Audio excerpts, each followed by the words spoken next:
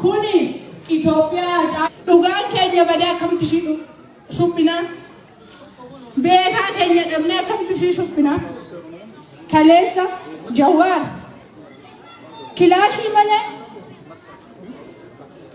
meeshaa malee warra wayyaanee kan waggaa 27 uummata keenya dararsite san biyya ishiitti galchee Pippi bilisa baase uummata Oromoo osoo hin taane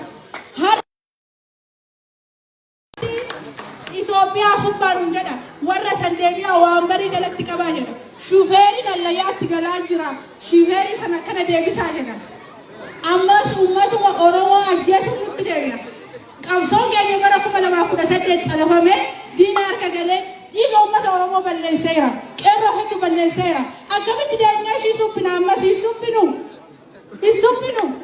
dhugaa jala hin suphinu.